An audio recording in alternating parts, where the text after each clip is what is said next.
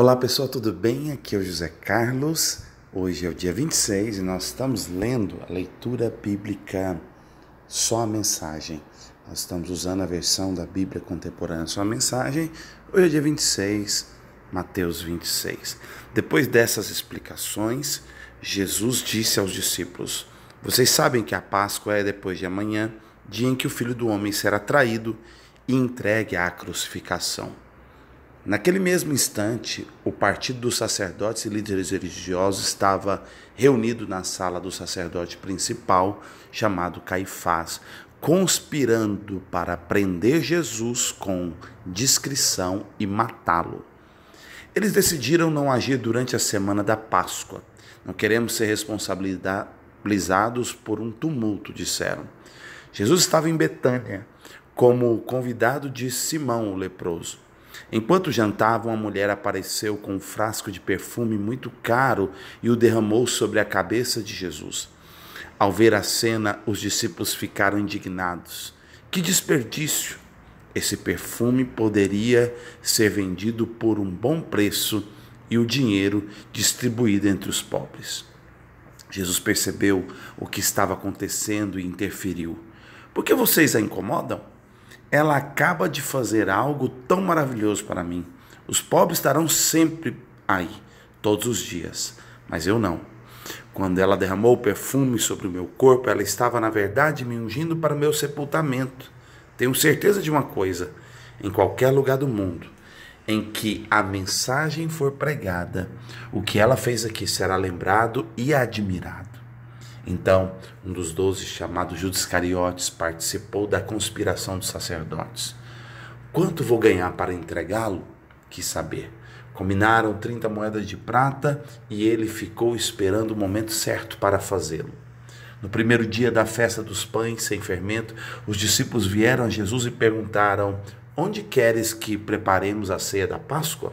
Ele disse: Entre na cidade, vão a certo homem e digam: O mestre diz, minha hora está próxima.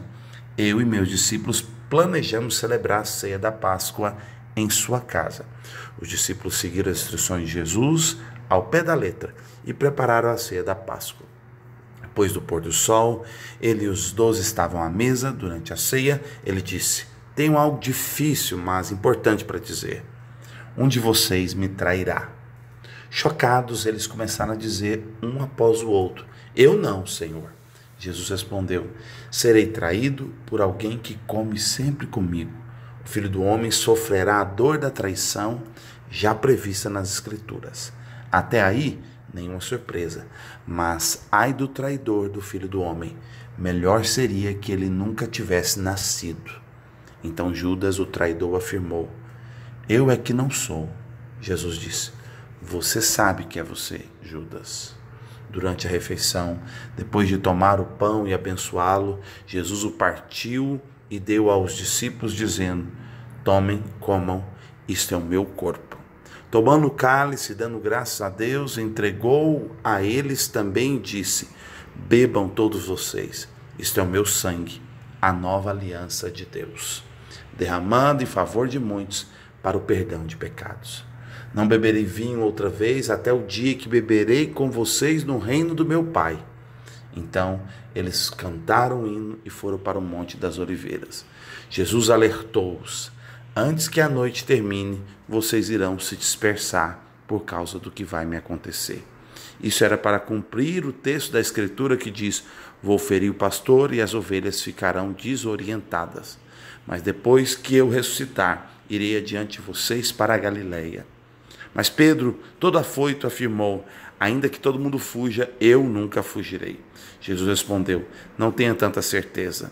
Ainda essa noite, antes que o galo cante, você me negará 3 vezes. Pedro protestou, falando sem pensar: Ainda que eu tenha de morrer contigo, jamais te negarei. Todos os outros disseram o mesmo. Então eles foram para um jardim chamado Getsêmani. Jesus disse aos discípulos: Fique aqui enquanto vou orar mais adiante. Levando consigo Pedro e os 2 filhos de Zebedeu, ele mergulhou na tristeza agonizante e declarou: A tristeza que sinto é uma tristeza de morte. Fique aqui e vigiem comigo. Indo um pouco adiante, prostrou-se no chão orando: Meu Pai, se há algum meio, livra-me. Afasta esse cálice de mim. Mas, por favor, não seja o que eu quero, mas o que tu queres. Quando voltou os discípulos, encontrou os 3 dormindo e disse a Pedro: Vocês não podem aguentar nem por 1 hora? Fiquem atentos. Orem sempre para que não caia em tentação antes mesmo de perceber o perigo. Uma parte de vocês está disposta a fazer qualquer coisa por Deus, mas a outra parte simplesmente não reage. Deixou-o 2ª vez e de novo orou: Pai, se não há outro jeito a não ser beber esse cálice até o fim, estou pronto. Seja feita a tua vontade. Quando regressou, encontrou de novo os discípulos dormindo. Eles simplesmente não conseguiam manter os olhos abertos. Dessa vez, deixou-os dormindo e pela 3ª vez foi orar repetindo as mesmas palavras. Ao voltar para junto deles, outra vez disse: Vocês vão dormir a noite toda? Minha hora chegou. O Filho do Homem está prestes a ser traído e entregue na mão dos pecadores. Levante-se, vamos, o traidor chegou. Ele mal acabou de falar e Judas, do grupo dos 12, apareceu, acompanhado por um bando de maus elementos enviado pelos principais sacerdotes e demais líderes. Eles traziam espadas e paus. O traidor havia combinado um sinal com eles: aquele a quem eu beijar é o procurado. Prendam-no. Ele foi direto a Jesus e o beijou, dizendo: Como vai, Rabi? Jesus disse: Amigo, por que a encenação? Então eles se aproximaram e o prenderam com muita brutalidade. Mas um dos que estavam com Jesus desembaiou a espada e atacou o servo do sacerdote principal, cortando-lhe a orelha. Jesus, porém, reagiu: Não, ponha a espada de volta na bainha. Quem faz uso da espada, por ela será morto. Não entendem que eu poderia agora mesmo clamar ao meu Pai e 12 exércitos de anjos, até mais se eu quisesse, viriam a combater a meu favor? Mas se eu fizesse isso, como se cumpririam as Escrituras? Elas dizem que tem de ser assim. Jesus então se dirigiu a eles: O que é isto? Vieram me buscar com espadas e paus como se eu fosse um bandido perigoso? Estive ensinando no templo dia após dia e vocês nunca moveram um dedo contra mim. Vocês acabam de confirmar os escritos proféticos. Nessa hora, todos os discípulos já haviam fugido. O grupo que prendeu Jesus levou-o perante Caifás, o sacerdote principal, ao local em que os líderes do povo e os líderes estavam reunidos. Pedro seguia a uma distância segura. Quando chegaram ao pátio, o sacerdote principal, ele se esgueirou e misturou-se com os servos para ver o que ia acontecer. Os principais sacerdotes, conspirando com o concílio judaico, tentavam forjar acusações contra Jesus para condená-lo à morte. Mas, ainda que tentassem uma acusação falsa após outra, nenhum era convincente. Finalmente, 2 homens apareceram com esse depoimento. Ele disse: Posso derrubar o templo de Deus e reconstruí-lo em 3 dias. O sacerdote principal levantou-se e perguntou a Jesus: O que você tem a dizer dessa acusação? Jesus manteve silêncio. Então o sacerdote principal declarou: Ordeno pela autoridade do Deus vivo que me diga se você é o Messias, o Filho de Deus. Jesus foi direto: Você mesmo disse, isso não é tudo. Logo você verá por você mesmo o Filho do Homem assentado à direita do Poderoso, vindo nas nuvens do céu.